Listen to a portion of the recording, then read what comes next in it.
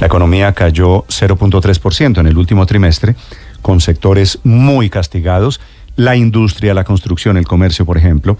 A eso propone el presidente Gustavo Petro que se elimine la regla fiscal. Bruce McMaster es el presidente de la ANDI, la Asociación de Empresarios de Colombia. Allí están reunidas las grandes empresas, el aparato productivo de este país. Doctor McMaster, buenos días.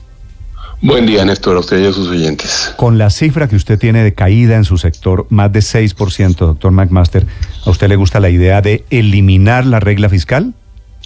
No, Néstor, es una muy mala idea.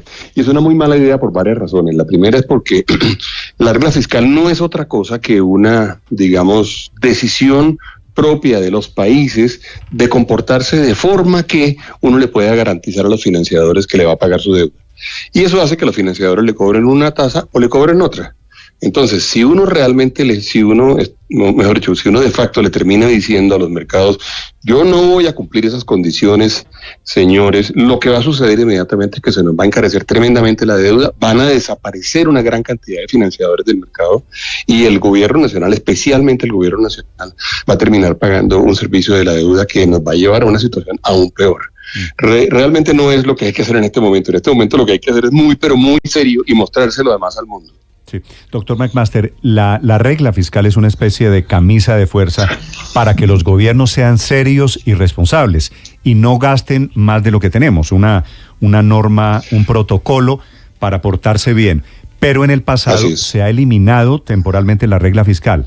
¿Por qué al presidente Petro no se le podría permitir lo mismo? Es que el presidente Petro tiene varias condiciones, digamos, en este momento. El presidente Petro tiene una reforma tributaria que acaba de pasar, que por cierto es una de las culpables, no se ha dicho mucho, digamos, dentro de los análisis que se han hecho alrededor de la caída de la economía, pero es una de las culpables de lo que está sucediendo en este momento. Esa reforma fiscal realmente, y lo habíamos advertido, recordará usted, Néstor, tuvo un efecto o ha tenido un efecto realmente devastador sobre, por ejemplo, sobre la inversión. Y usted vio los datos de inversión. La inversión cayó en el 11% en este trimestre, en el anterior cayó el 7%. En el primer semestre del año la formación bruta de capital cayó en el 24% y claro, por eso la economía, entre otras, no está creciendo. La inversión es uno de los grandes o el más importante dinamizador de la economía. Entonces el gobierno ha tenido, digamos, muchos más recursos. De hecho, si usted ve una comparación, por ejemplo, que se hizo y está en redes en este momento de cómo es el recaudo tributario y cuál es el índice y cómo se comporta el índice de seguimiento a la economía, se produjo un descalce el año pasado tremendo en donde los recaudos han aumentado muchísimo y la economía, por el contrario, ha tenido una caída muy importante en su actividad, primero. Segundo, en el caso de la pandemia, los mercados internacionales miran a todo el mundo. Y básicamente lo que hay, digamos, en el análisis de riesgo, cuando se mira, es realmente el riesgo relativo, porque al final ni siquiera la Reserva Federal de los Estados Unidos es un emisor sin riesgo, tiene riesgo. Entonces, cuando hubo la pandemia, la verdad fue que todos los emisores perdieron, digamos, de alguna forma confiabilidad, por lo tanto el aumento del riesgo fue generalizado. Entonces en ese momento no teníamos, digamos, en términos relativos, una situación más desfavorable que el resto de los emisores, de manera que la situación no es comparable. Hoy en día eso no está pasando en el mundo. Sí, en ese momento, entonces, si le entiendo, en la pandemia nos estábamos todos nivelando por lo bajo, pero de todas maneras quisiera saber, doctor McMaster, no sé si usted tenga esos datos, cómo se comportaron los intereses de esa deuda soberana durante el tiempo en que se paró el cumplimiento de la regla fiscal en esos momentos de pandemia, para saber qué tanto impacta realmente esto. Claro, pero no, es que lo que le puedo decir, por ejemplo, y fíjese, Paola, si usted ve el detalle, por ejemplo, de qué ha pasado con el spread, es decir, con la diferencia entre lo que le cobran a Colombia y le cobran a los Estados Unidos.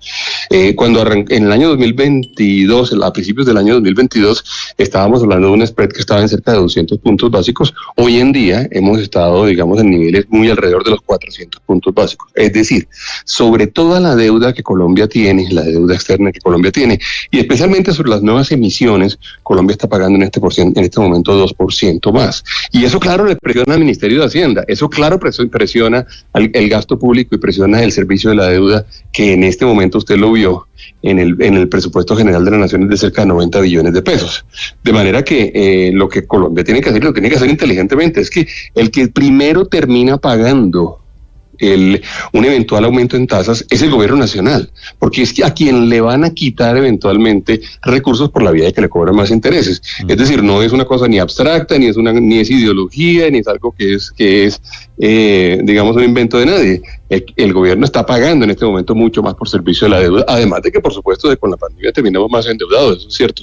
Este es el banderazo al debate que abre el propio presidente Petro, a ver cómo evitamos la recesión, a ver cómo salimos de estas cifras malas de la economía. Doctor McMaster, gracias por acompañarnos, le deseo feliz día. Néstor, ¿usted me permite decir una punta adicional? Sí, es que vea, yo creo, Néstor, que una de las cosas que tenemos que hacer en este momento es verdaderamente tomarle aprecio a lo que significa el concepto confianza en términos de los mercados y en términos de la economía. Creo que el gobierno tiene que hacer un esfuerzo importante por generar confianza. El gobierno se ha esforzado mucho por generar inestabilidad, por generar dudas, por generar discusiones y grandes debates, y ha sido muy exitoso en eso. Y cada vez que hay una discusión grande en Colombia, aparece una duda nueva y aparece un debate nuevo. Eso en economía es muy malo. Eso en economía lo único que hace es generar la incertidumbre a los agentes económicos. Y le estoy hablando desde los hogares que, por ejemplo, en este momento no saben qué le va a pasar a su sistema de salud o que no han podido acceder, por ejemplo, a los créditos de vivienda o a los subsidios de vivienda, hasta las grandes empresas que deciden o que piensan y hacen una reflexión alrededor de si Colombia es o no es el sitio en el cual quieren hacer sus inversiones. Vean, Néstor, es muy importante que el gobierno sea confiable, que genere confianza, que se preocupe por generarla y yo diría, y que deje, digamos, en algún momento esa práctica que se ha vuelto muy común de generar inestabilidad, de generar debate cada vez que, digamos, que tenemos una discusión nacional. Bueno, y este es el debate sobre el bolsillo, sobre la economía, porque lo terminaremos pagando todos. Gracias, doctor McMaster, por acompañarnos. Le deseo feliz día. Gracias a usted, Néstor. Gracias. Son las 7:48. En un minuto